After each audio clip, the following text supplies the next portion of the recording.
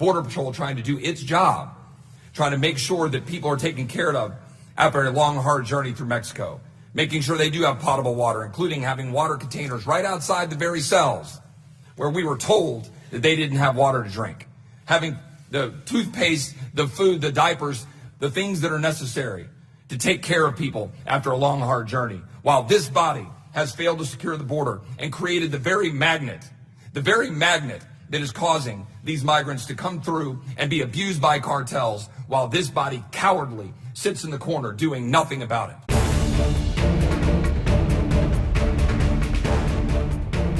As many of you know, I represent Texas 21, Austin and San Antonio.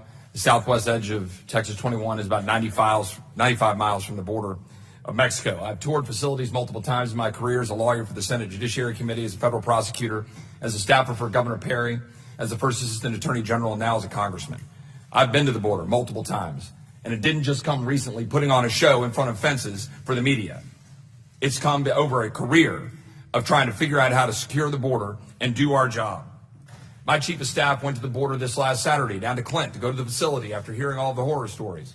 My chief of staff had a very different experience in terms of what he saw, in terms of the cleanliness of facilities, in terms of Border Patrol trying to do its job, trying to make sure that people are taken care of after a long, hard journey through Mexico, making sure they do have potable water, including having water containers right outside the very cells where we were told that they didn't have water to drink, having the toothpaste, the food, the diapers, the things that are necessary to take care of people after a long, hard journey, while this body has failed to secure the border and created the very magnet that is causing these migrants to come through and be abused by cartels, while this body cowardly sits in the corner doing nothing about it.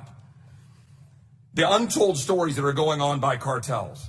These are the stories. At certain station, gangs boarded the trains and demanded a toll. The rate was $100 per station. They threatened us. They said they would hold us until we could call a relative to arrange to pay.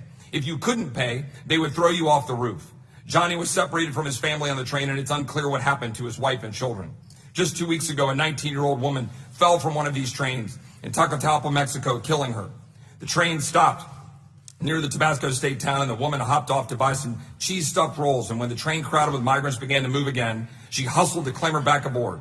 But the train suddenly stopped. She lost her grip and fell beneath its wheels. It dragged her 100 yards before jerking forward again in a thunder of shuddering steel.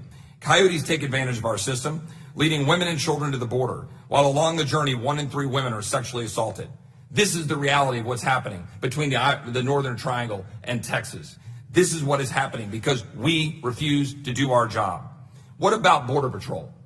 Sergio Tinoco was born into poverty in South Texas, as his mother remained in Mexico and he was forced to work hard labor on a farm to support himself. He served in our military for 10 years and then became a Border Patrol agent protecting the land in which he grew up in the Rio Grande Valley. He wanted this comment to be told. Quote, "The last thing this son of Mexican immigrants expected was to be compared to Nazis by America's elites for serving his nation and protecting our dangerous border." He said, "Our agents are just completely overwhelmed. They are exhausted. Not only are they exhausted out in the field, exhausted inside the stations processing, they are exhausted with all of the rhetoric that's coming down through the media and this Congress. Our own congressional leaders are vilifying our agents. These are the people holding America's front line." Add to these thoughts, and this is an article that Sergio Tinoco wrote that appeared July 5th, 2019.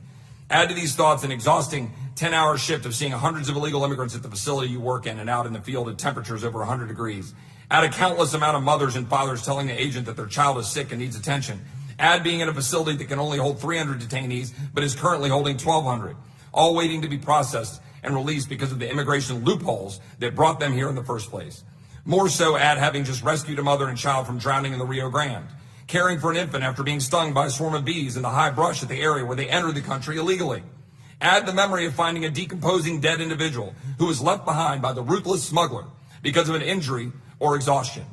A Border Patrol agent should be going home at the end of shift to decompress and leave all these matters behind at the workplace.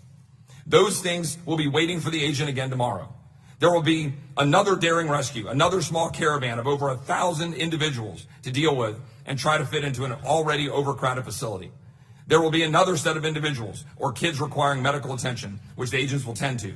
But now, with comments such as these, the Border Patrol agent must go home and hear about how their families, I've also heard those comments depicting mom or dad as a murderer of kids and their parents. How mom or dad are running gas chambers to kill all the illegal immigrants. The fact is, both parties have failed.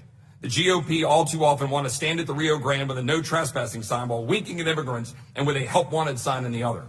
Meanwhile, my Democrat colleagues prefer to stand in front of chain link fences next to an empty parking lot while making up hyperbole for clicks, Twitter followers, and cynical politics. There is a path to fix this. Take out the cartels. Recognize that they're terrorist organizations.